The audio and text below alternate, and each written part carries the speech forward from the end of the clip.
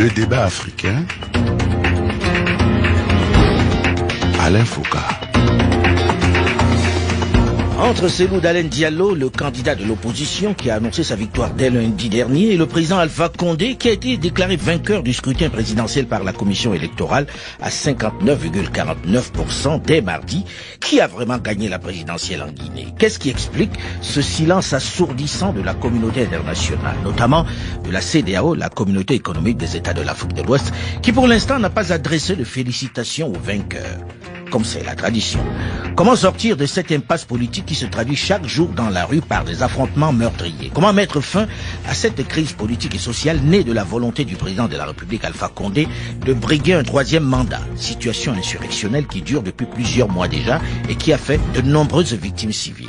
Bonjour à tous et bienvenue dans le débat africain consacré ce dimanche à la crise post-électorale en Guinée. Avec plusieurs invités, tous au téléphone. D'abord, monsieur Rachid Ndiaye, ministre d'État et conseiller du président Alpha Condé. Il est au téléphone en direct de Paris. Bonjour Rachid Ndiaye. Bonjour Alain Foucault. Notre second invité, Ousmane Gawal Diallo, conseiller politique et directeur de la communication de l'UFDG, le parti de Cellou Dalein Diallo. Bonjour Ousmane Gawal Diallo. Bonjour. Notre troisième invité, Alpha Diallo, président d'Ablogui, une communauté de web citoyens guinéens, blogueurs et activistes. Bonjour Alpha Diallo. Bonjour Alain. Dernier invité et pas des moindres de ce plateau, Alioune Tine, le fondateur d'Africa Jom Center, un think tank sur la gouvernance basé à Dakar. Alioune Tine est l'ancien président de la RADO, la Rencontre africaine pour la défense des droits de l'homme. Bonjour Alioune Tine. Bonjour. En Guinée aujourd'hui, les tensions sont particulièrement fortes. Et on a envie de dire, qui a vraiment gagné dans ce scrutin? Qui doit-on croire véritablement? Là, je pose la question à Rachid Ndiaye. Écoutez, les choses sont claires. En Guinée, il y a une institution qui s'appelle la Commission électorale nationale indépendance qui, selon la loi, est la seule institution qui a en charge la supervision et l'organisation de l'élection présidentielle, qui a rendu ses résultats provisoires qui sont donc des résultats favorables au président Alpha Condé, le candidat donc de la majorité RPG arc-en-ciel. Et cet résultat aujourd'hui, on attend juste les délais de recours légaux que donne la loi à l'autre camp de manifester, disons, ces recours s'ils considèrent que les choses ne sont pas passées comme ils le souhaitent. Mais sur le plan des résultats, je crois qu'il n'y a aucun doute. Vous savez, si vous regardez un peu la carte électorale et la sociologie électorale du pays, vous vous rendez compte qu'il y a 4 régions naturelles en Guinée. Dans ces 4 régions naturelles, le candidat de l'UFDG a gagné dans une des régions, il a perdu totalement dans les 3 autres régions. Et si vous regardez l'évolution de son résultat électoraux depuis 2010, vous vous rendez compte qu'en 2010, il a perdu l'élection présidentielle, en 2013, il a perdu les élections législatives, en 2015, il a perdu l'élection présidentielle. Je crois qu'il n'y a pas aucun doute à ce niveau. Maintenant, le reste, c'est un petit peu de la surenchère qui correspond un peu à l'attitude du leader de l'opposition qui, bon, là, c'est le porte-parole un peu, ou plutôt le membre du gouvernement qui parle. Ousmane Gawal Diallo, que répondez-vous à cela?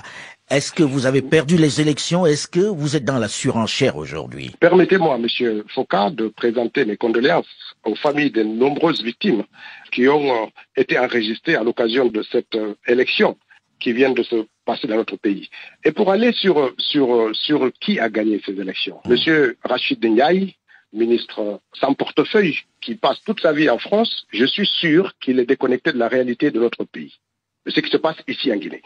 Mais sur les éléments de cette élection, ce que l'UFDG a fait, c'est de mobiliser 32 000 universitaires qui ont été déployés 2 personnes par bureau de vote sur la totalité des 15 000 bureaux de vote et de mettre en place un système de remontée d'informations, des résultats, un logiciel qu'on a développé qui nous permet d'avoir des résultats envoyés par SMS de tous les bureaux de vote. Et au niveau de chaque sous-préfecture, nous avons mis un système de validation où il y a quelqu'un qui reçoit le procès verbal physique, qui le met en corrélation avec la donnée remontée par SMS, s'assurer de la cohérence avant de passer la validation pour que cette donnée puisse être observée. D'abord au niveau de la préfecture, où il y a un deuxième niveau de contrôle et de validation avant que les résultats ne soient affichés sur nos tableaux de bord à Conakry. Vous voulez dire que à partir de ce système, vous avez gagné, c'est pour ça que vous annoncez dès le premier tour que vous avez gagné? Absolument, étayé par 80% des procès-verbaux sortis des bureaux de vote. Est-ce qu'ils sont consultables, ces documents? Qui sont consultables, et c'est pour ça que nous avons dit, et le ministre Rachid Ndiaye peut être d'accord avec nous, pourquoi ne demande-t-il pas à la CENI de mettre en ligne les procès-verbaux de 15 000 bureaux de vote? Ça aurait pu permettre à la presse, par exemple, qui a diffusé dans une synergie un certain nombre de bureaux de vote, je crois 30 à 40% des bureaux de vote, de se rendre compte que les chiffres qu'elle a donnés dans la synergie des radios étaient différents des procès-verbaux que la CENI a comptabilisés. Même rien que la presse peut faire cette observation. C'est-à-dire que les procès-verbaux qui ont servi à la presse guinéenne et regroupés dans une synergie de donner les résultats d'un certain nombre de bureaux de vote, s'ils les mettaient en ligne, ces procès-verbaux-là, ils verraient que les procès-verbaux comptabilisés par la CENI étaient différents de ce que la presse elle-même a collecté et diffusé. Pourquoi? Et sur le plan géographique, M. Foucault, M. Rachid Ndiaye dit que nous n'avons gagné que dans une région. Mais ça, c'est du rêve. Nous avons aujourd'hui la totalité du soutien de la forêt. Vous avez vu les mobilisations immenses qui ont accompagné le candidat de l'IFDG. Pourquoi alors l'a-t-on empêché d'être à Kankan? On a le sentiment, lorsque chacun dit qu'il a gagné au premier tour, qu'il y a quand même, d'un côté comme de l'autre, de la surenchère. Est-ce que dans les conditions actuelles, on peut gagner dès le premier tour, quel que soit le candidat? Je peux vous dire, Alain, nous avons dit que nous invitons le RPG et sa CENI le RPG étant le parti du président Alpha Condé. Oui, d'accepter un arbitrage qui nous permettrait de mettre devant l'opinion, la presse comprise, les procès-verbaux qui nous ont été donnés dans les bureaux de vote et ceux qui ont été comptabilisés. Parce que ces procès-verbaux ne tombent pas du ciel. Pourquoi s'accroche-t-il à l'idée c'est la CENI qui arbitre?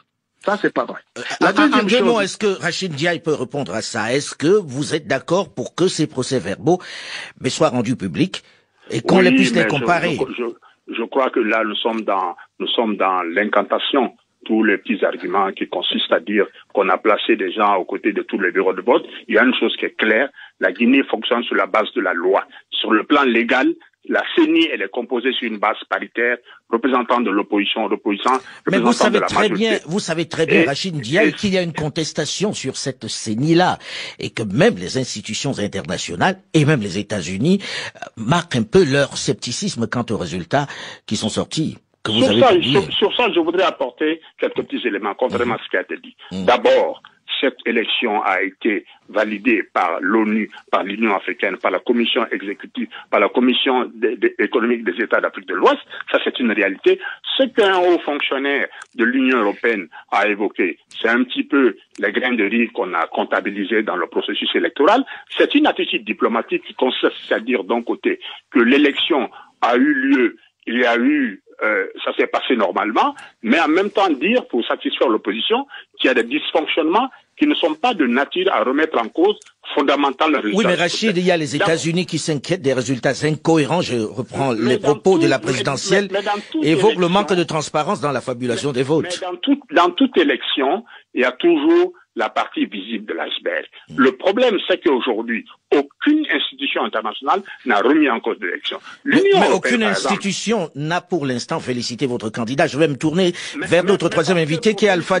Il faut d'abord, excusez-moi, on est juste des résultats provisoires. Oui, mais généralement, à cette date-là, généralement, on a déjà félicité le candidat. C'est un peu la pratique. On sait comment ça fonctionne. Alpha Diallo, vous qui êtes le président d'Ablogui, une communauté de web citoyens, qui avait travaillé en veille sur cette élection depuis 2015. Qui a gagné? Quelles sont les conclusions que l'on peut tirer à cette heure-ci, selon vous? Alors, les conclusions que nous avons tirées à travers nos 208 observateurs que nous avons déployés sur l'ensemble du territoire national, c'est que le scrutin lui-même, c'est en tout cas avec des incidents qui sont pas très graves, donc globalement bien. Mais tout a commencé à se compliquer au niveau du dépouillement dans les bureaux de vote. Personnellement, notre plateforme a eu des difficultés. Nous avons eu beaucoup d'observateurs qui ont été expulsés des bureaux de dépouillement, et donc dans les régions comme Sigiri et Fria, expulsés par notamment des membres des présidents de bureaux de vote ou même des forces de l'ordre qui étaient hostiles à leur présence ou qui ont même empêché, qui ont demandé à certains endroits même de retirer leur téléphone avant le début du dépouillement, chose qu'ils n'ont pas accepté. Et donc, on a eu quand même une bonne partie de nos observateurs qui n'ont pas pu observer ce processus-là. Et l'autre chose qu'il y a à dire à notre niveau, et je pense que c'est le cas de la plupart des observateurs, c'est qu'on n'a pas eu un grand dispositif autour des résultats. Ce que nous avons beaucoup plus fait, c'est observer le scrutin en tant que tel. Mais à partir du moment où la CENI a commencé à publier les résultats, nous avons quand même noté de notre part des incohérences qui sont quand même un peu troublants. Et donc, nous avons demandé à la CENI de mieux expliquer cela. Je vous donne un exemple. C'est le cas de la circonscription électorale de Farana, une circonscription électorale qui compte 156 097 inscrits, mais là où on a eu, selon la CENI, 156 315 votants, donc soit un surplus de 218 personnes, donc un taux de participation de 100,17%. Et pour nous, c'est quand même troublant, surtout que quand nous prenons les bureaux de vote, ce que nous faisons avec nos observateurs, nous photographions aussi, pas tous les procès-verbaux, nous avons que 200 personnes, mais dans certains endroits, nous photographions cela. Et quand nous comparons ces chiffres de la CENI à ceux que nous avons, par exemple, dans la commune urbaine de Farana, on est quand même un peu loin. Nous, tous les bureaux de vote, on a eu aucun qui a eu 100%. Les bureaux de vote sont aux alentours de 80%. Et donc, nous avons demandé à la CENI de clarifier ce type de résultat-là. En gros, si on parle clairement, Alpha Diallo, pour vous, les chiffres de la CENI ne correspondent pas à ceux que vous avez et sont invraisemblables. Quand on a 117%, c'est-à-dire qu'il y a plus de votants que d'électeurs en réalité. Les gens ont plus voté. Oui. Moi, je vais vraiment être objectif et rester dans les faits. Je n'ai pas d'éléments partout pour mettre en cause les chiffres de la CENI. Mais par contre, à Farana, oui, nos chiffres sont contradictoires. Pour nous, à Farana, en tout cas pour les bureaux de vote, les résultats du procès-verbaux que nous avons ont l'air d'être surévalués. Alors, ça a l'air d'être surévalué pour vous aussi, à Luntine. Je sais que vous êtes à Dakar, vous n'êtes pas sur place. Quel regard est-ce que vous pensez qu'avec, on va dire, la géographie électorale de Guinée, on puisse passer dès le premier tour, quel que soit le candidat? Écoutez-moi, je pense même qu'on n'aurait jamais dû organiser ces élections. Ah bon? Parce qu'on a créé des conditions politiques objectives avec une rupture brutale du contrat social qui a opposé les gens dès le départ. Et donc, ça a créé tout de suite une espèce de suspicion sur l'ensemble des institutions de régulation des élections. La CENI, nous, on s'est rendu sur place, on a vu une défiance par rapport à la CENI. Par rapport également aussi, comment on appelle encore, le fichier électoral, le centre, par rapport également à la Cour constitutionnelle.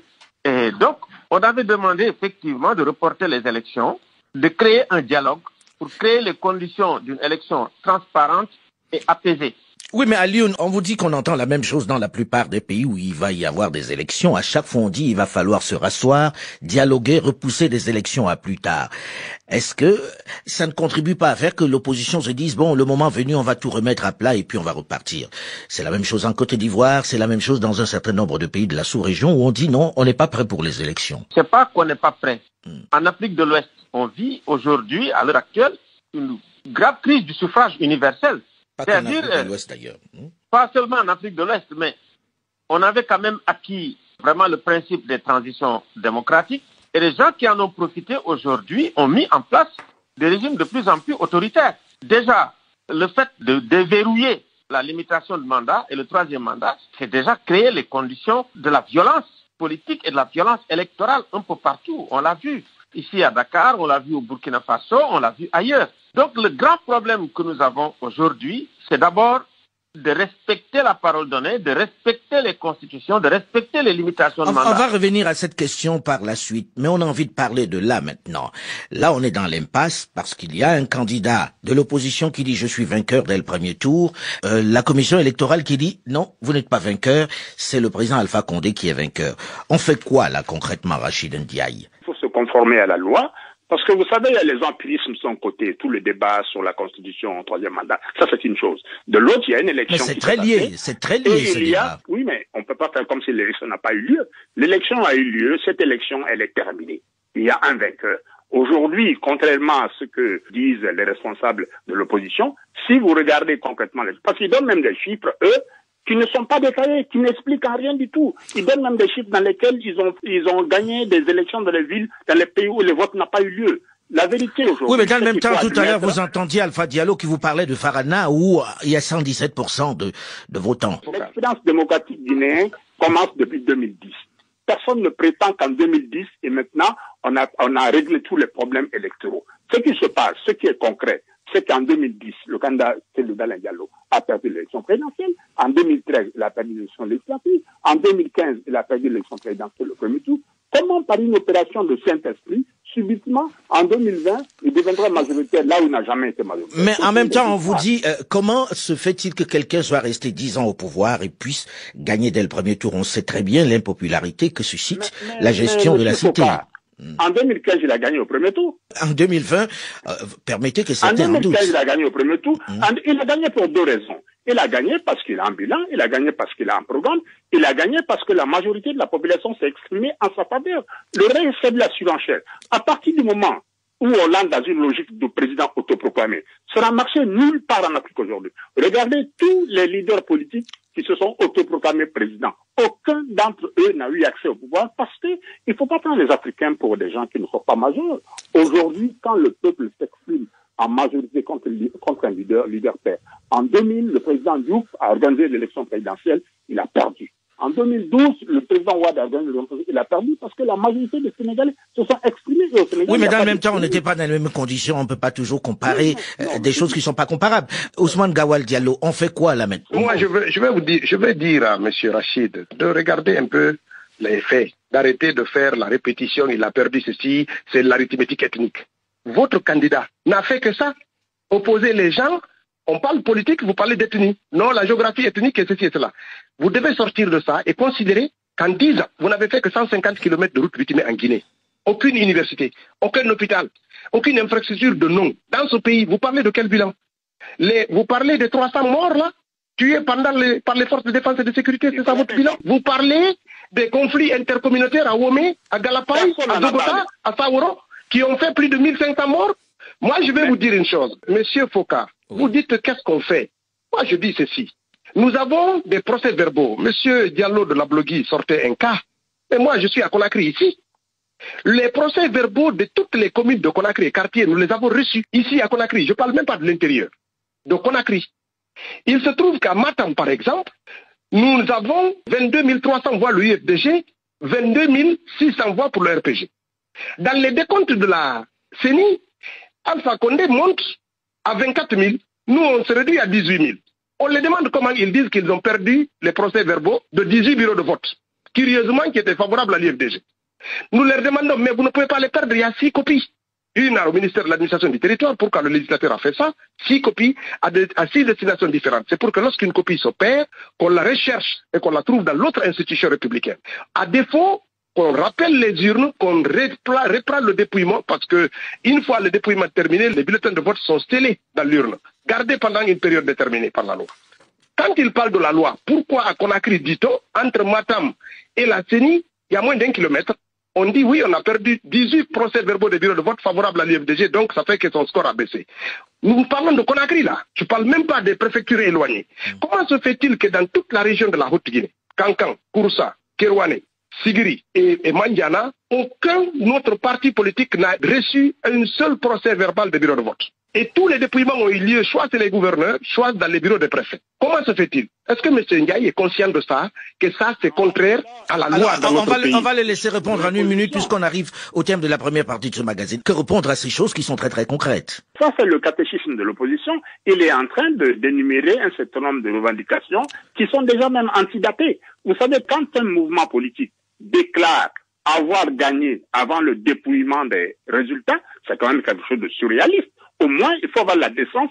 Et puis, toutes les critiques qu'il adresse aujourd'hui, ce sont les critiques qui sont adressées à une CENI dans laquelle l'opposition a ses membres. Et dedans, c'est composé sur une base paritaire, représentant de l'opposition, représentant de la majorité. Avant, c'est l'administration qui faisait organiser l'élection. L'opposition a estimé que l'État n'est pas neutre. On a mis en place une commission électorale nationale indépendante. À partir du moment où la commission électorale nationale indépendante rend sa décision, on dit ah non, finalement, c'est pas ça. Justement, qu'est-ce qu'on fait? On va parler de ça dans la seconde partie du débat africain, dans une dizaine de minutes, juste après une nouvelle édition du journal sur Radio France Internationale. Comment sortir de cette impasse? Comment arrêter les violences qui se poursuivent dans l'ensemble de la Guinée? On se retrouve juste après le journal pour la seconde partie du débat africain. Restez à l'écoute.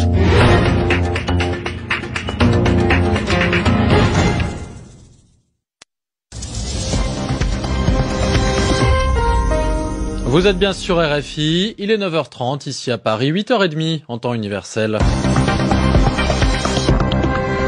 Xavier Besson. Bonjour à tous. L'actualité africaine, la Côte d'Ivoire à l'heure des comptes et des décomptes après l'élection présidentielle hier.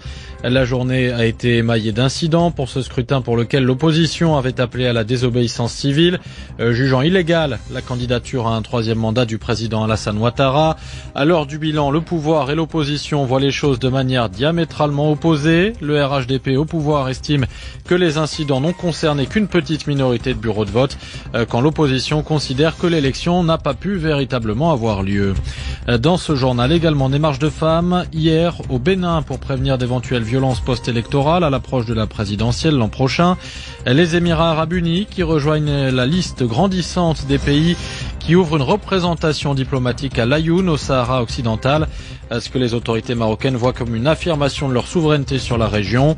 Et puis le contenu de contrats miniers dévoilés en République démocratique du Congo et avec lui de nombreuses irrégularités et manquements d'après l'initiative pour la transparence des industries extractives.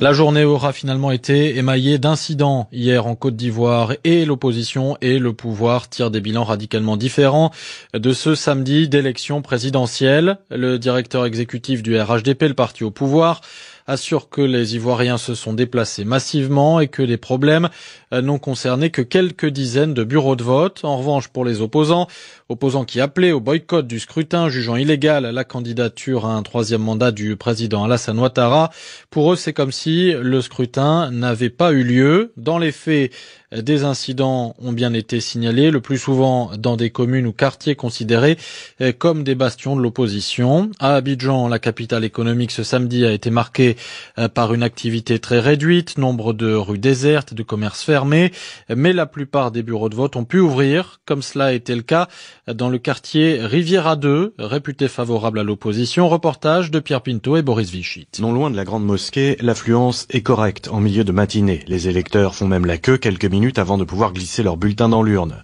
Mais au même moment, à l'autre bout du quartier, dans cette école, les assesseurs sont plus nombreux que les votants. Cet électeur d'un certain âge, lui, ancien élu lui-même, essaye de convaincre au téléphone ses amis de venir voter.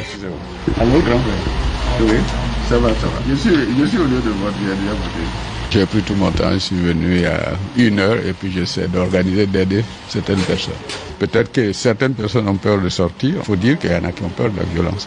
Il y a des gens qui hésitent, mais il faut tuer cette peur. À 1 kilomètre de là, un incident a marqué le début de la journée. Un groupe de jeunes est venu tenter d'empêcher l'ouverture des bureaux de ce centre de vote situé près d'une cité universitaire, explique la superviseure de ce lieu de vote, Fatou Koné. Aux environs de 7h30 jusqu'à 8h, ils étaient une dizaine de personnes. Des jeunes avec des foulards attachés, des trucs. Ils ont effrayé beaucoup de personnes. Parce qu'ils sont venus, il y avait un grand rang là. Les gens empêchaient les électeurs qui sont venus massivement pour voter. De peur, ils sont partis. Et maintenant, ils recommencent à venir. Ça a mis beaucoup de retard. Pierre Pinto, Boris Vichit, Abidjan, RFI. Et notez que des premiers résultats officiels sont attendus dans les prochaines heures ou les prochains jours.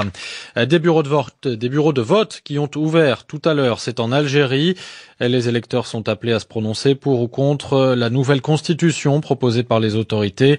Alger présente ce texte comme une réponse aux aspirations du Hirak, le mouvement de protestation algérien, mouvement qui a globalement rejeté le texte. Et notez que lors de la campagne, les partisans du non n'ont pas pu tenir de meeting.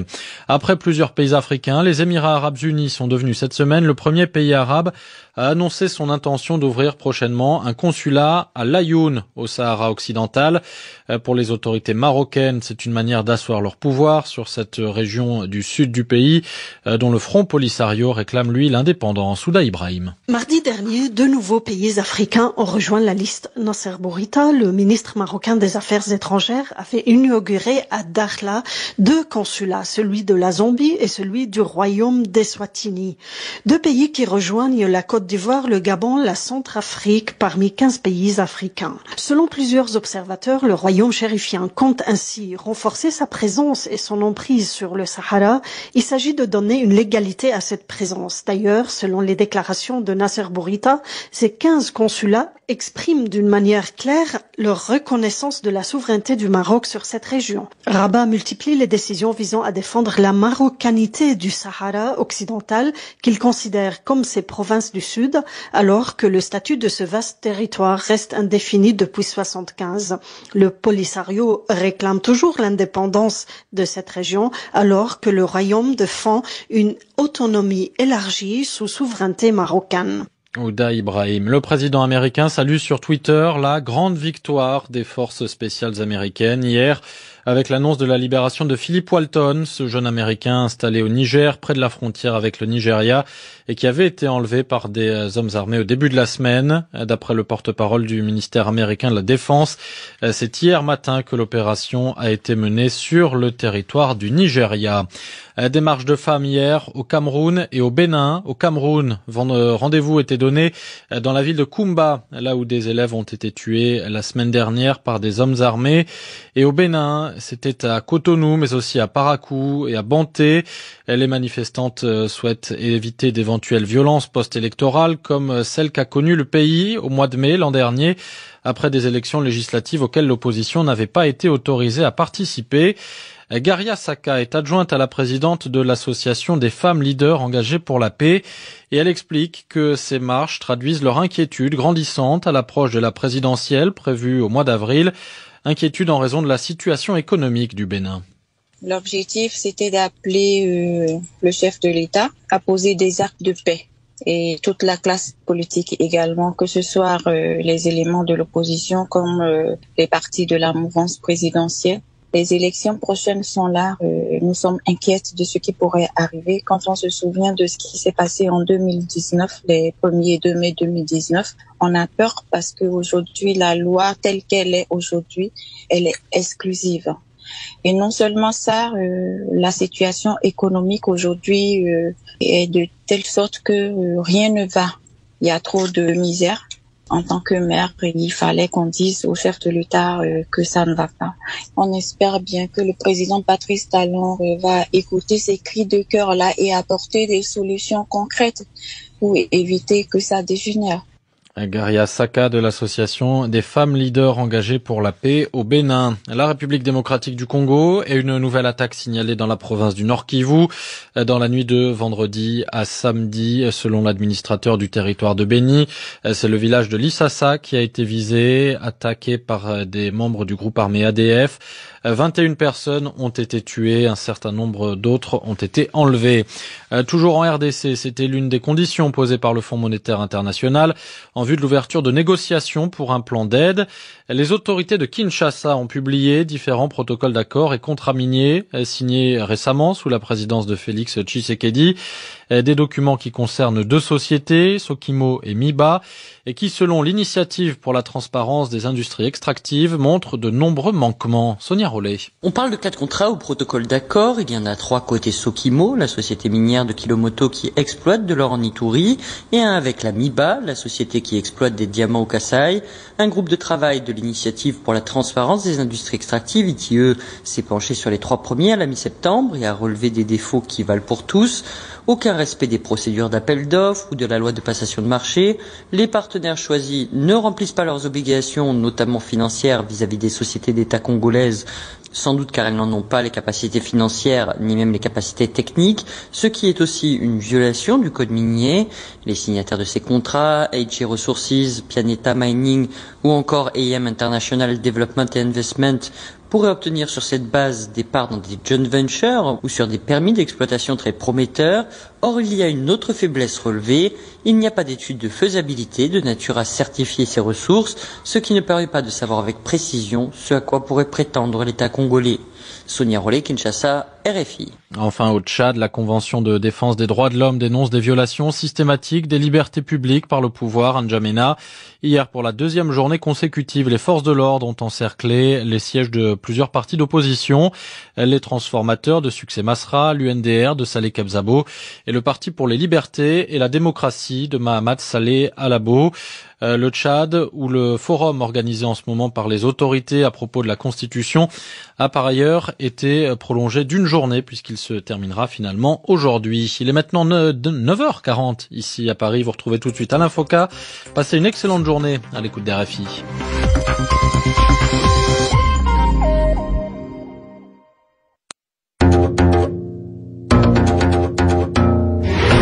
Le débat africain. Alain Foka. Le président Alpha Condé qui est déclaré vainqueur des élections présidentielles dès le premier tour. Un coup KO. La rue qui s'enflamme avec des affrontements meurtriers dans les rues entre forces de l'ordre et manifestants. La communauté européenne qui se dit dubitative quant à la conformité du résultat. Les États-Unis qui s'inquiètent, je cite, des résultats incohérents de la présidentielle et évoquent le manque de transparence dans la fabulation des votes. Et la CEDEAO qui garde un silence assourdissant et s'abstient de féliciter le vainqueur désigné par la commission électorale. Comment sortir de cette crise post-électorale en Guinée? Comment en finir avec cette violence qui a démarré il y a déjà un an avec l'éventualité d'un troisième mandat consécutif d'Alpha Condé? Comment éviter l'embrasement dans ce pays coutumier de confrontation politique sanglante? Bonjour et bienvenue à tous ceux qui nous rejoignent seulement maintenant dans la seconde partie du débat africain consacré ce dimanche à la crise post-électorale en Guinée. Avec plusieurs invités au téléphone. D'abord, M. Rachid Ndiaye, ministre d'État et conseiller du président Alpha Condé. Il est ce jour en direct au téléphone à Paris. Notre second invité est Ousmane Gawal Diallo, conseiller politique et directeur de la communication de l'UFDG, le parti de Cellou Dalein Diallo.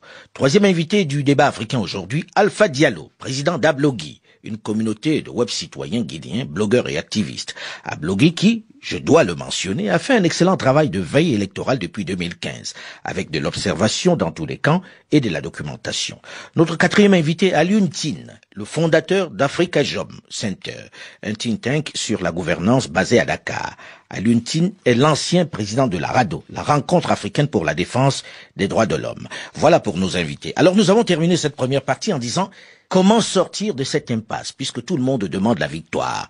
Comment faire pour que l'on puisse s'asseoir peut-être autour d'une table pour en discuter? Alors Alpha Diallo, d'après vous, que faut-il faire là maintenant? Faut-il continuer à se disputer, se battre dans les rues, ou bien recompter les votes, ou tout simplement ouvrir un dialogue national? Oui, la réalité est que dans la situation actuelle, ça va être difficile d'avoir même un débat entre les différents acteurs de la crise politique guinéenne.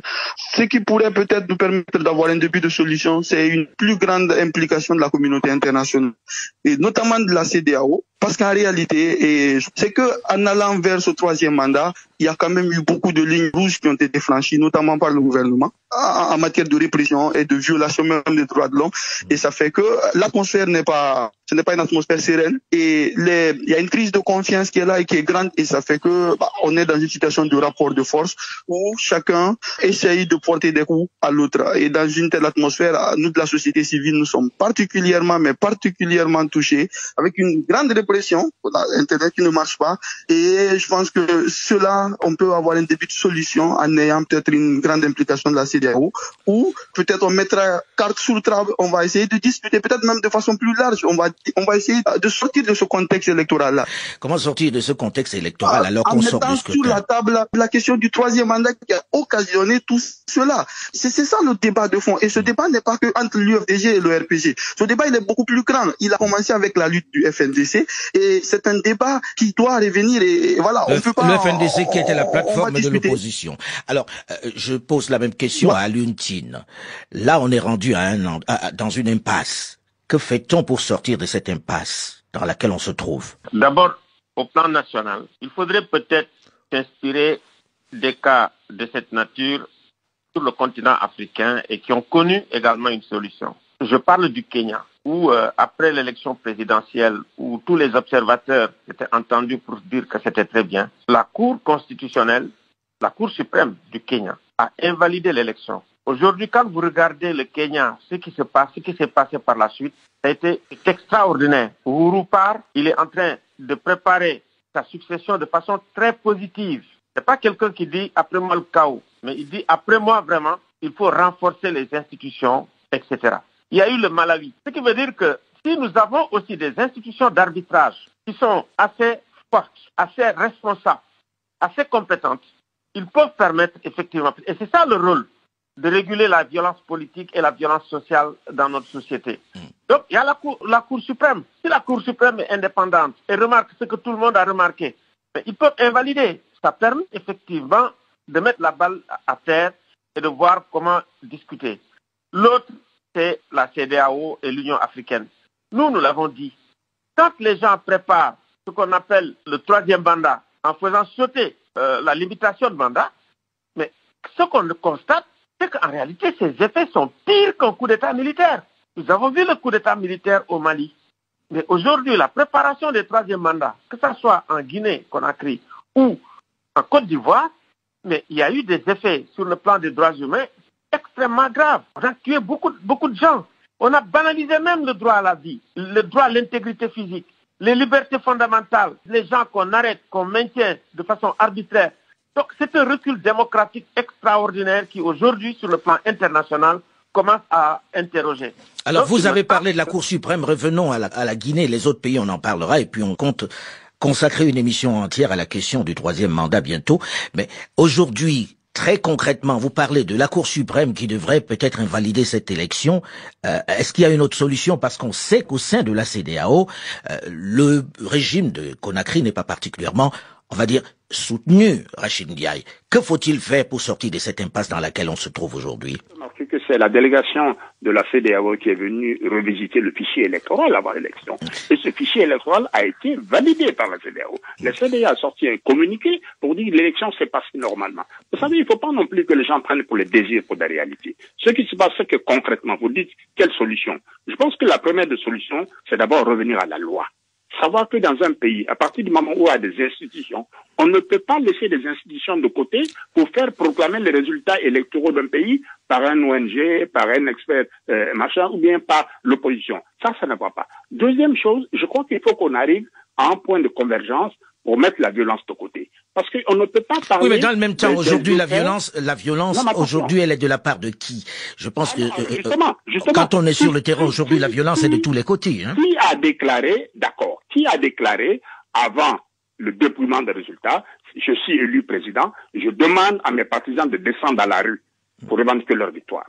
Quand même, le leader du RPG a tenu ce discours-là quand même. Je crois qu'il faut que les esprits se calment, qu'on se rende compte qu'une élection, c'est d'abord une élection. Tout le débat sur le troisième mandat a été réglé par le référendum, ça a été réglé par les élections législatives. Je vous fais remarquer que dans l'Assemblée nationale sortante, avant celle-ci, l'UFDG, le principal parti de l'opposition, disposait quand même de 37 sièges de députés sur 114. C'est pour vous dire quand même que les choses fonctionnaient normalement. Pour vous, aujourd'hui, on fait quoi? Parce qu'on est dans l'impasse. Pour vous, il faut se fier à la loi, respecter les institutions. C'est-à-dire pas question de retourner aux urnes, pas question d'en redébattre. Enfin, on va rejouer un match qui a déjà été joué. Aujourd'hui, là, nous sommes dans la logique de voie de recours. Si une force de l'opposition estime qu'elle a été lésée dans cette élection, mais elle n'a qu'à utiliser ce que le droit lui réserve, c'est-à-dire introduire un recours, c'est ce qui va être fait d'ailleurs. On sait très bien quel est le sort qui est accordé généralement au recours. Ousmane Gawal Diallo, que fait-on aujourd'hui pour en finir, pour que les gens ne meurent plus dans les rues, pour que les gens ne se battent plus, pour qu'il n'y ait plus de violence? D'abord, je vais répondre quand même à M. Rachid Ndiaye qui répond systématiquement le respect de la loi. Je vais lui rappeler, s'il était vraiment comme il est ministre d'État en Guinée, quel est l'article de notre code électoral qui réserve l'exclusivité de la publication des résultats à la CENI. Cette disposition n'existe pas dans nos lois, c'est de l'affabulation. La deuxième chose que je voulais lui rappeler, le président de l'UFDG n'a pas dit, voilà, sortez dans la rue, j'ai gagné. Il a dit qu'au regard des résultats obtenus des procès-verbaux sortis des urnes, il sort vainqueur avec 53%. Les gens sont sortis spontanément dans la rue. Est-ce que ça justifie que l'armée sort, tire sur les gens comme des animaux? Quand il parle du respect de la loi, mais le respect de la loi dans une procédure électorale, ça ne commence pas à la proclamation des résultats par une institution décriée. Ça commence au début du scrutin. Est-ce qu'il sait, M. Rachid, que lorsqu'on a dit que l'élection s'est passée globalement, les gens ont observé que le processus se passait au niveau du vote et que c'est au niveau de la centralisation qu'il y a eu des problèmes et que c'est à ce niveau que et les États-Unis et la France et l'Union européenne et tous les observateurs ont constaté des dysfonctionnements majeurs entre ce qui est sorti des urnes parce que les procès-verbaux établis, dressés, étaient différents de ceux qui étaient affichés par la CENI. C'est là qu'il y a eu le problème. Maintenant, qu'est-ce qu'il faut faire? Nous avons dit une des premières solutions que nous mettons sur la table. Mais qu'il n'ait pas peur qu'on nous publie les procès-verbaux. Il y a un scrutin. Ils croient qu'ils ont gagné. Ils sont sûrs de ça. Ce scrutin a été sanctionné par des procès-verbaux dressés. Monsieur Gawal, il vous dit dans le même temps qu'à l'intérieur de la CENI, vous avez des membres qui sont des membres de l'opposition. Pourquoi ces membres-là ne dénoncent pas ce qui s'y passe? Je voulais lui dire une chose. La CENI n'est pas une institution partisane. L'origine des commissaires de la CENI, il y a 17 commissaires actuellement à la CENI, il y a 4 qui sont issus de l'opposition, la décision est prise de façon majoritaire. Mais les gens là ne sont pas là-bas au service de l'IFDG, ils sont là-bas au service de la loi électorale, qui est la seule qui leur est opposable. Ils ne viennent pas là-bas pour défendre l'IFDG, ils viennent là-bas pour défendre l'application stricte de la loi électorale. Et c'est d'ailleurs à cet effet qu'eux-mêmes ont dressé un procès verbal qu'ils ont rendu public, pour contester et dénoncer tous les dysfonctionnements qu'ils ont observés depuis la préparation du vote jusqu'à la proclamation des résultats. J'ai entendu le commissaire de la CENI dire, le président de la CENI dire qu'il se réservait le droit de les poursuivre. Il ne faut pas qu'on confonde le fait que les gens aient été désignés par une institution pour dire qu'ils défendent cette institution. Dans les 17 membres de la CENI, 7 viennent du RPG, le reste c'est le gouvernement qui les a nommés, donc RPG, et les 4 viennent de l'UFDG. Sur 17 personnes. Et les décisions sont prises à la majorité. Qu'est-ce qu'il y a de répéter tout le temps? Oui, ils viennent de l'opposition, mais on n'est pas de façon égalitaire à l'intérieur de cette CENI. Vous avez proposé un préalable à l'instant en disant que l'on recompte à travers les procès-verbaux pour dire qui a gagné ou pas. Qu'est-ce qui vous dérange dans cette démarche, Rachid Ndiaye? Écoutez, moi, la démarche, contrairement à ce qu'il dit, la loi dit que c'est la CENI qui supervise, organise l'élection. Quand les résultats sont rendus publics, c'est à la Cour constitutionnelle de valider ou de ne pas valider. Donc, tant qu'on est dans ce schéma-là, il n'y a pas de problème. Mais au nom de quoi quelqu'un va décider à la place de la CENI? Alors que la loi prévoit justement que c'est la CENI. Oui, mais dans le même temps, si la CENI ne fait pas correctement son travail, s'il y a des incohérences, comme le disent les États-Unis d'Amérique. Je suis désolé. Si la CENI avait tranché différemment, ils auraient trouvé toutes les vertus à la CENI. Comme en mars, là, quand la CEDEAO avait dit qu'il fallait geler un certain nombre de listes sur le fichier, ils étaient tous contents, la CEDEAO avait toutes les vertus. Et quand la CEDEAO vient revisiter le fichier et conclut que le fichier est valable, c'est un des fichiers les plus remarquables, on dit finalement le CEDEAO est devenu le diable. Mais j'ai envie de poser la question, Rachid Ndiaye, quand on regarde et on connaît la pratique, vous et moi on la connaît quand même un petit peu, on a donné des résultats, même si vous dites que c'est pas encore proclamé, aucun des chefs d'État de la sous-région ne s'est manifesté pour féliciter leur homologue. Et je peux vous confesser que j'ai parlé à 4 des chefs d'État de la sous-région, de la CEDEAO, qui étaient particulièrement gênés et qui ne savaient pas comment procéder pour que l'on se mette autour d'une table. Mais il y a d'autres. Donc ils ne se prononcent pas parce qu'ils sont gênés. Il y a des autres qui ont manifesté le sentiment. Lesquels? Ah, mais écoutez, on va pas. Non, mais précise. Bon, okay. On est formel. On attend que les résultats officiels le résultat soit rendu officiel pour les rendre publics. Sinon, ça fait pas en tout cas, j'ai discuté avec 4 d'entre eux qui étaient très gênés et qui regardaient ça de façon dubitative. Bien. Vous ne pouvez pas le dire. Est-ce que c'est comme si moi je vous demandais de dire quels sont ces chefs d'État? Vous ne pouvez pas le dire. Parce que, ça n'est pas politiquement correct. Ça, vous avez raison. Mais alors, comment on sort de cette violence? C'est ça la question, et je vais poser la question à Alpha Diallo, qui est celui qui n'a pas encore apporté une réponse à cela. Pour vous, qui avez observé ces élections, qui avez travaillé dessus de façon très documentée, d'après vous, on fait quoi aujourd'hui pour que les gens ne meurent plus dans les rues, pour que les gens ne s'affrontent plus en Guinée? On sait très bien qu'il y a une tradition de violence là-bas et on a peur que ça recommence. On fait quoi là? Je pense que on fait d'abord un premier constat qui est celui de positions qui sont inconciliables pour le moment là. Et comme je l'ai dit, on fait en sorte que la communauté internationale, notamment la CEDEAO, et on a parlé un peu du rôle que la CEDEAO a eu à jouer dans cette situation-là, faire en sorte que la CEDEAO s'implique un peu plus dans ce processus-là, essaye de donner des garanties. Parce qu'en réalité, c'est qu'on vous dit pas ici. Quel que soit ce qu'on va proposer, en fait, je doute que ça puisse notamment avoir la confiance de l'opposition. Monsieur Gawal, il est là, il peut bien le dire. Je sais que quelle que soit la sortie de crise qui va être proposée par le RPG, il y aura toujours des doutes parce que simplement, comme je l'ai dit, dit plus tôt, c'est que toutes les lignes rouges ont été franchies. Et honnêtement, même moi, en tant qu'acteur de la société civile, je vais quand même réfléchir à 2 fois avant d'aller dans une sorte de discussion avec le gouvernement guinéen. En réalité, tout ce qui arrive là vient de là, de ce dépassement, vient du fait que pour aller au 3e mandat, on a presque tout fait. On a modifié la constitution, on a mis des défenseurs des droits de l'homme en prison. Certains sont toujours en prison. On a systématiquement violé la loi guinéenne. Et donc, de l'autre côté, à l'opposition, on est dans une logique de reproduire le même scénario. Donc, en faisant des choses qui sont parfois à la limite. Alioune, est-ce que vous pensez, Alioune, que les gouvernements de la sous-région puissent aider à sortir de cette impasse?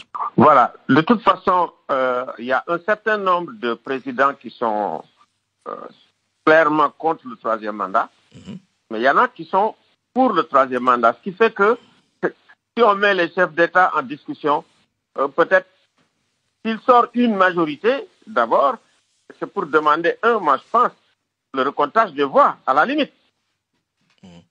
Exiger que la CEDEAO exige qu'on recompte les voix. Ça, c'est important parce que tout le monde en parle. De 2, écoutez, la CEDEAO dans leur tête, et puis les gens le murmurent, ils disent, voilà, sharing power, c'est un pis-aller. Comment on va le faire? C'est vrai que nous sommes dans une véritable impasse. Et de mon point de vue, aujourd'hui, c'est la Cour constitutionnelle de la Guinée qui peut régler le problème. Mais qu'est-ce qui vous fait penser que la Cour constitutionnelle peut le faire? Vous qui connaissez la Guinée, pour vous, est-ce quelque chose d'envisageable? Elle ne le fera pas, c'est pas envisageable. C'est toute la zone francophone. Si j'insiste, c'est parce qu'il y a des gens qui meurent dans la rue. On a créé des juridictions assez faibles et qui fait que, ils sont effectivement sous le contrôle de l'exécutif. Ils vont proclamer la victoire et ça va amener des problèmes. Alors, c'est vrai que la question, si vous voulez, des coups de force constitutionnels, aujourd'hui, c'est ça le poison de la démocratie en Afrique de l'Ouest. Ça a été dit. Mais là, il y a des gens qui meurent dans les rues, il y a des gens qui se battent dans la rue.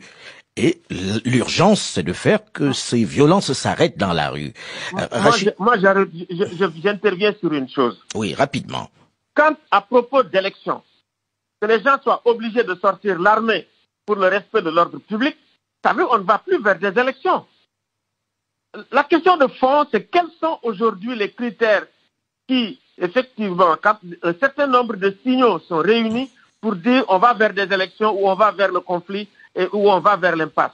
À partir de ce moment, on peut faire une prévention efficace de la violence et des conflits dans les pays. Et ça, c'est ça qui manque aujourd'hui à la CEDEAO. Alors, Rachid Ndiaye, dans l'état actuel des choses, même si on gardait les résultats dans l'état, tels que proclamés par la commission électorale, pensez-vous que le président Alpha Condé puisse gouverner là, avec cette situation? Est-ce que ce n'est pas ingouvernable, la Guinée, dans l'état? Non, ça c'est le point de vue de ceux qui sont opposés au régime. Je vous fais remarquer qu'il est président depuis 2010. Vous savez, gouverner, c'est pas facile. Conquérir le pouvoir également, ce n'est pas facile. Mais je crois que le plus important, c'est pourquoi j'ai parlé tout à l'heure le point de convergence.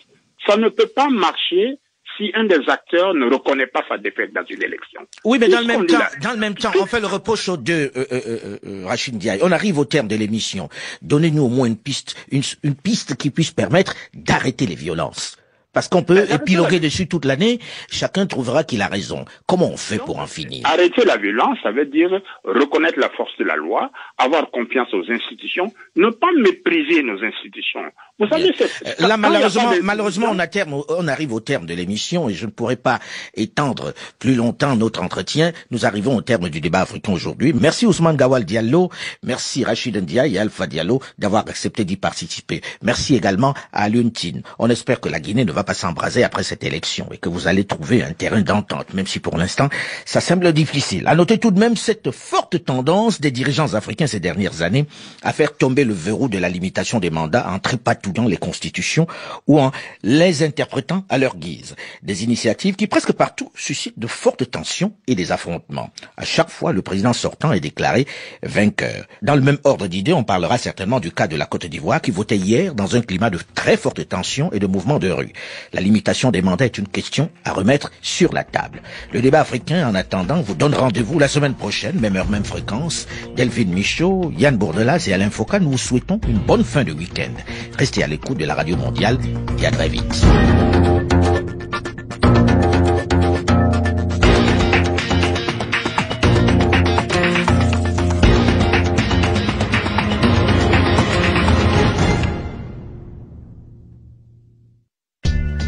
Religion du monde, Geneviève Delrue. Plus que jamais, chrétiens et musulmans doivent se montrer solidaires. C'était le message des responsables religieux au lendemain du triple attentat de la basilique Notre-Dame de l'Assomption de Nice, intervenu au moment où la France fait l'objet de vives critiques dans le monde arabo-musulman pour sa défense du droit de caricaturer. Religion du monde, Geneviève Delrue. Tout à l'heure, à partir de 9h10 TU. RFI.